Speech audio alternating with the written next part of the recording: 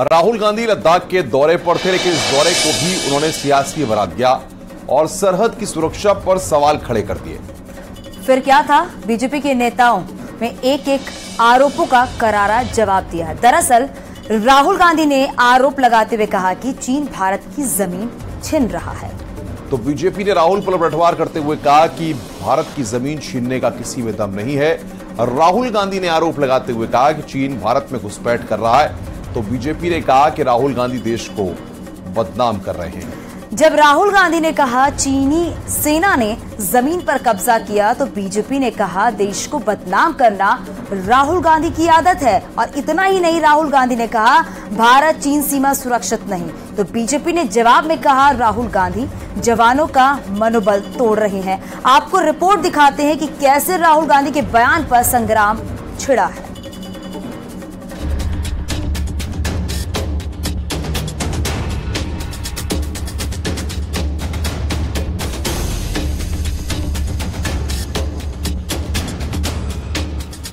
राहुल गांधी लद्दाख की सैर पर हैं, खुले आसमान के नीचे सड़कों पर बाइक राइडिंग कर रहे हैं और यात्रा की तस्वीरें शेयर कर रहे हैं।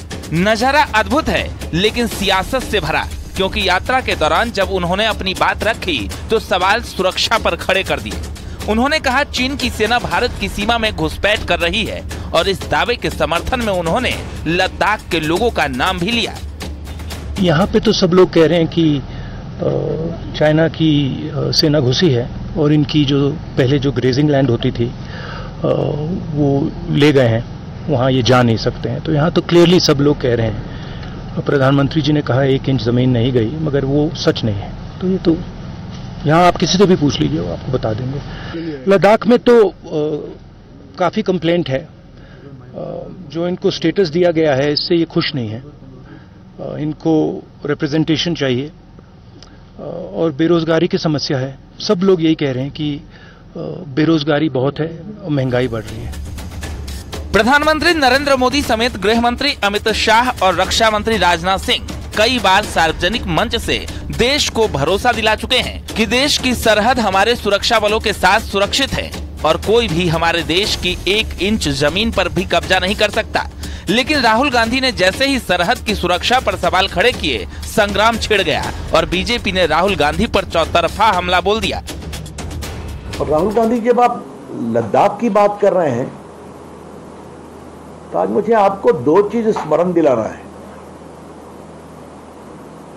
आपके परनाना माननीय जवाहरलाल नेहरू के समय में चीन ने 62 के युद्ध के पहले और बाद में कितनी जमीन हथियाई थी, कुछ याद है आपको?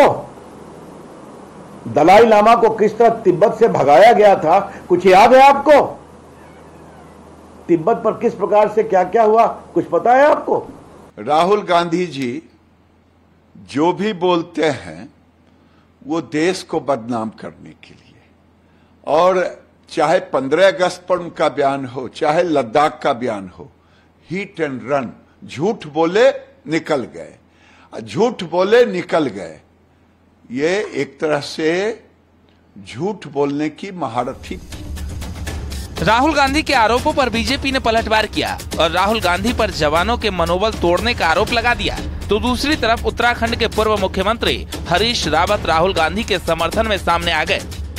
तो राहुल गांधी लोगों का ध्यान भटकाने के लिए इस प्रकार की बात कर रहे हैं। वहां पे क्योंकि उनके वीडियोज आके कि सैर सपाटा करने गए थे और अच्छी सड़कें थी, लोगों ने उनको ट्रोल करना शुरू कर दिया कि अच्छी सड़कें हैं, इसलिए लोगों को ध्यान भटकाने के लिए लद्दाख के लोगों का नाम लेकर कह रहे हैं कि जमीनें हड़प ली।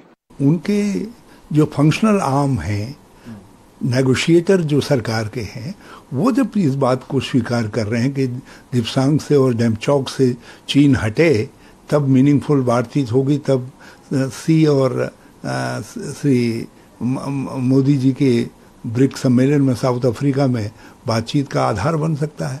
यह ऑफिशियल है। तो इसका अर्थ है हटेगा तो तभी जब वो हमारे वहां घुसा होगा। खैर, जिस तरह राहुल गांधी अपनी यात्रा के दौरान सरहद की सुरक्षा पर सवाल खड़े कर रहे हैं, उससे तो तय है कि एक बार फिर 24 के रण में घुसपैठ का मुद्दा गरमाने वाला है, क्योंकि इससे पहले भी राहुल गांधी सेना के साथ ही सीमा की सुरक्षा पर सवाल खड़े कर चुके हैं। Bureau report, news 18।